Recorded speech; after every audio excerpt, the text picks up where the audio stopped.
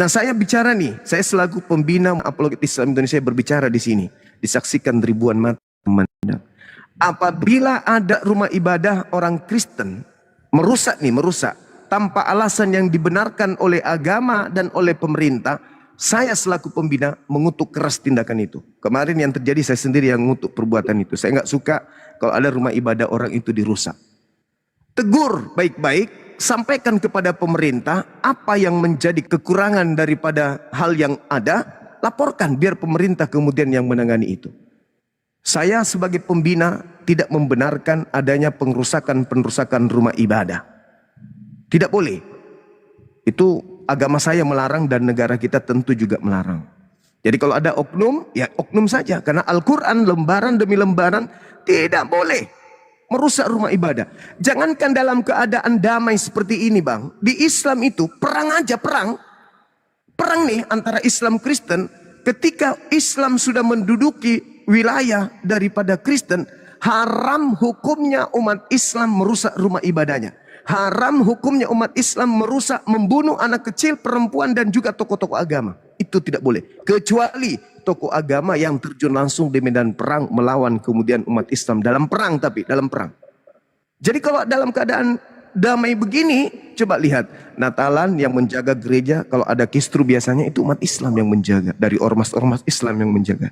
Karena memang dilarang di Islam, tidak boleh. Tidak boleh merusak rumah ibadah. Itu tidak boleh, Bang.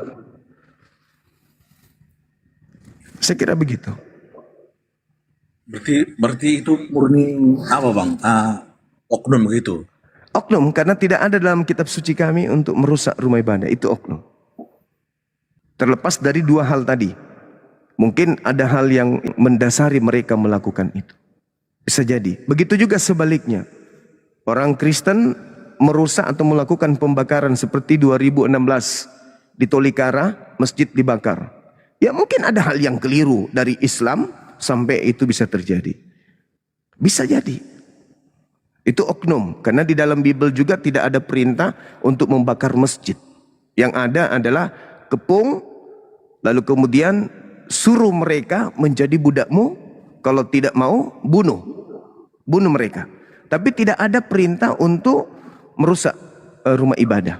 Tapi kalau membunuh ada. Ulangan 20 nomor 10 nomor 11 12. Gitu, Abang. Tapi ulangan 11 tadi enggak juga ada membunuh. Ada, Bang. Ulangan 20 nomor 11 itu bunuhlah semua laki-laki. Tapi kan nggak ada istilahnya melaksanakan gitu di Indonesia ini. Berarti tidak menjalankan amanat Bible-nya, kan gitu, Abangku. Aku pun, maaf Bang ya, aku pun soal agama ini kurang juga tahunya. Cuma hanya memandang mata saja selama ini, bahkan begitu. Iya. Kadang-kadang saya nonton room muslim membahas ini. Begitu juga si Iris Taib itu. Macam-macam aja aku tengok. Dibahas ya, nggak betul. Jadi saya pikir ini sampai kapan seperti ini di Indonesia ini berperang seperti ini dalam TikTok ini, yang saya pikir harusnya begini, Bang. Harusnya metode yang ada di Komal Islam, di Komal Kristen, ya kayak sekarang ini yang kami lakukan. Siapa yang disalib? Di Islam bukan Nabi Isa, di Kristen Yesus. Jadi orang Islam setelah mendengarkan dan orang Kristen setelah mendengarkan, ada hikmah di balik itu. Ternyata kita damai. Di Islam Nabi Isa diselamatkan, di Islam Nabi Isa itu dimuliakan, terkemuka di dunia dan di akhirat. Dan yang dimuliakan ini, yang disebut Nabi Isa ini adalah oknum manusia yang lahir dari seorang perawan yang suci, terkemuka di dunia dan di akhirat. Baginya tidak ada hinaan, baginya tidak ada celaan, baginya tidak ada sesuatu yang negatif. Artinya orang Kristen ketika menerima ini secara positif, yang lahir tanpa ayah adalah Yesus, yang lahir dalam keadaan suci adalah Yesus, yang lahir dari perawan suci adalah Yesus, yang mengajarkan Injil adalah Yesus, Yang dimuliakan Elohim adalah Yesus. Yang diberkati Elohim adalah Yesus. Jalan keselamatan dan hidup adalah Yesus. Berarti yang dimuliakan oleh umat Islam yang bernama Isa Al-Masih itu terindikasi Yesus. Damai kan? Karena di Islam memuliakan oknum itu.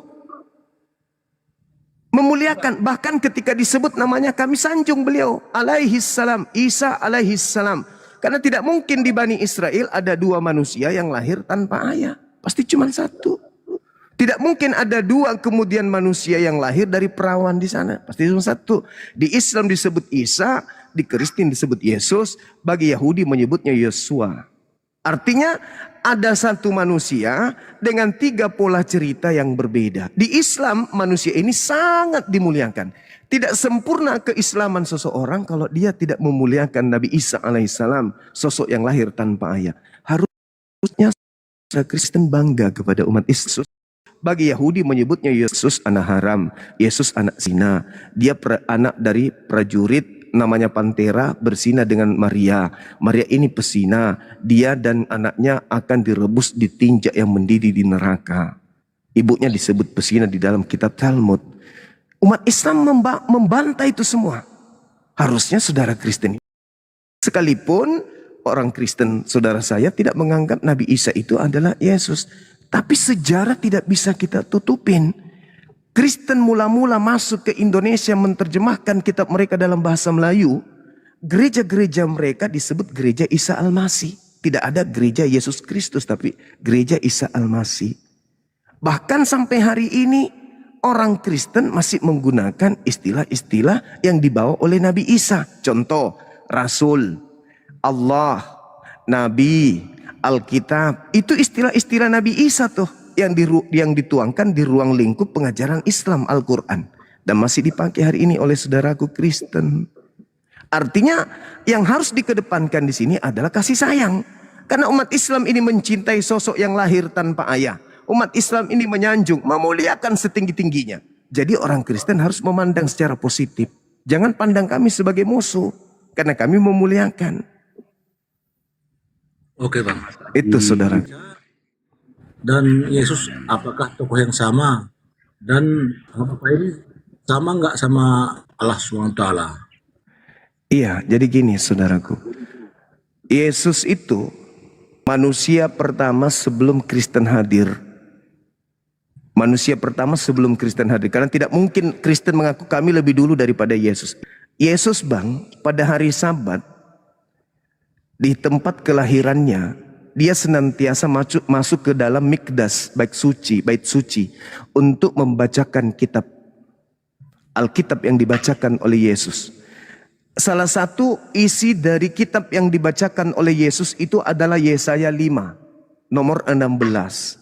Di situ diterangkan bahwa pencipta langit dan bumi itu maha suci lagi maha tinggi. Dalam bahasa Arabnya, subhanahu wa ta'ala.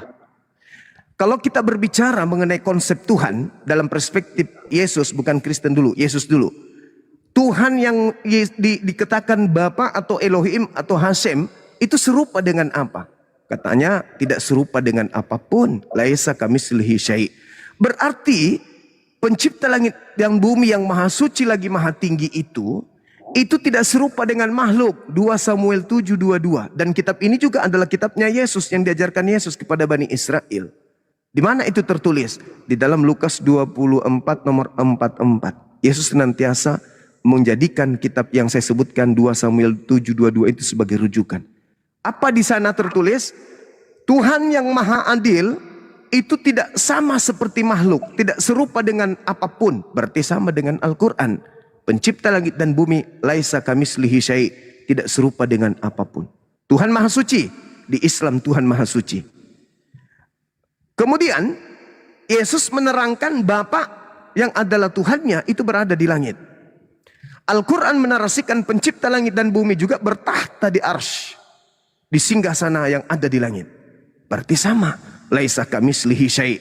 Nah, ada satu hal yang menarik di sini saudara. Jangan pakai Quran. Karena menurut saudara Kristen, Quran kan belakangan. Oke, berarti kita merujuk kepada kitab yang dituliskan 1400 tahun sebelum Masehi minimal.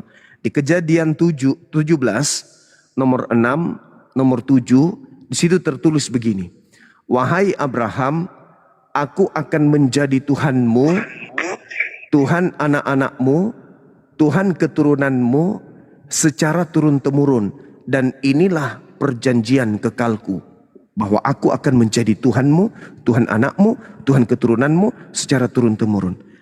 Abraham memiliki anak yang bernama Yishmael.